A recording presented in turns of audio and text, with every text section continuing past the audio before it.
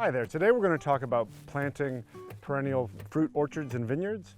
We're going to cover general principles of how to set your orchard up for success. Successful planting of a perennial fruit orchard really depends on what you do before planting. This is your one opportunity to address a lot of the issues with the soil and weeds. Number one, you want to try to address any perennial weeds, especially creeping perennial weeds, before you plant. Things like quackgrass, field bindweed, Canada thistle. Manage those in the year previous, get those out of the way.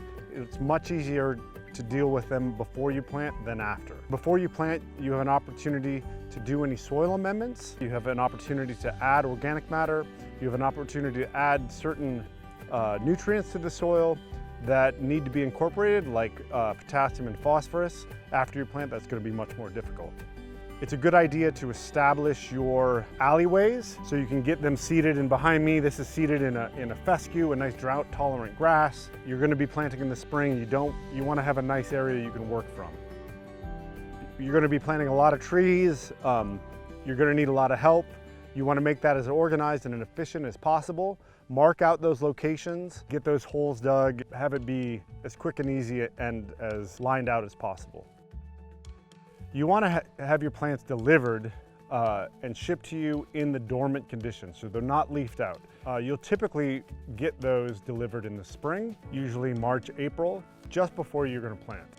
When they come, the first thing you want to do is inspect those packages, make sure you got what you want, that you got the right number, and that it's in good condition.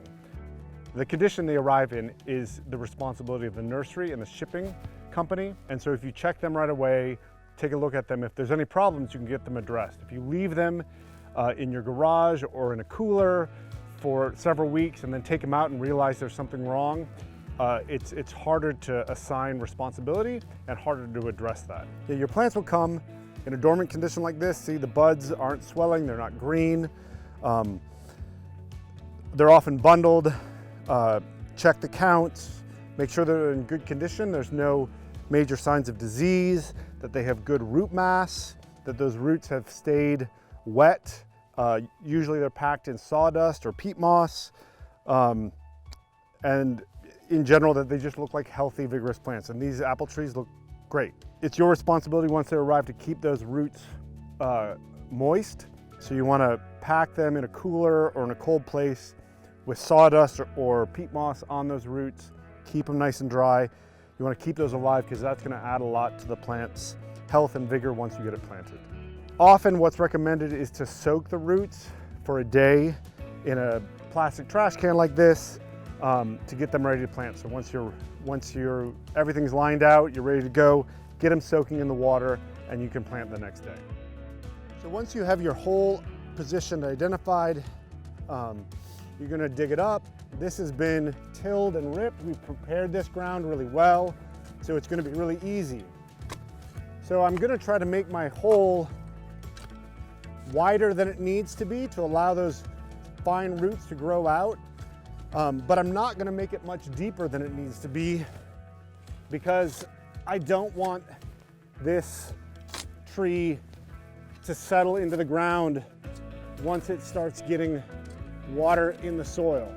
But it's very important to keep this graft union out of the soil, because if this comes into the contact with the soil, the scion will produce its own roots and you'll have a massive tree. And you lose any of the advantages in terms of tree size and vigor that you have with your rootstock.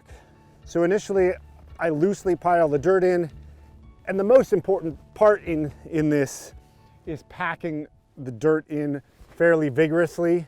So you remove those air pockets, limit the amount of settling that will occur. So this is where you can take your frustrations out. It also gives the tree better anchorage. You should be able to get all the dirt you pulled out back in that hole and still have a slight depression. And the next step is to water it in, and by adding water, 2 to 3 gallons per tree here, it's another additional step that helps those roots stay happy. It also does a lot to close any air pockets that may remain. As that soil gets wet, it'll fill that in. So I've got about a gallon of water here. I'm just gonna fill up that well that I created. And it'll slowly percolate down into the soil, filling any of those air gaps, keeping those roots nice and moist. But as soon as these trees leaf out, they're gonna need water. Your irrigation system needs to be in place. For small trees, a drip system, a drip irrigation is ideal. You do not want to use a sprinkler irrigation system on these kind of trees. That's gonna increase your risk for disease by getting the foliage wet. So have that system in place before you plant and have it ready to get out there by the time those trees have leafed out. You want to do everything you can to make those trees as stress-free and as fast-growing as possible. Primarily what that means is making sure the rows remain weed-free, because these plants have very small root systems. Just a few weeds will be able to stunt their growth, and that can have lasting effects. You can really destroy your orchard if you allow those weeds to get away from you in the first year. So another good practice right around planting is to quickly paint your trees. Well, it's very important to paint your trees white around the trunk, the lower few feet, to prevent sun scald. And sun scald is a condition that happens when we get winter and spring weather where it warms and then suddenly cools, which is very typical in Montana. That will start the sap running typically on the south side of the tree. Then it gets cold, that sap freezes and kills that part of the trunk. So to paint that efficiently, what you're gonna use is a white latex paint, mix 50-50 with water. To do it quickly, we recommend the glove method. So you're gonna put on a rubber glove, get an old sock. I'm just gonna dip the sock in the paint, rub it up.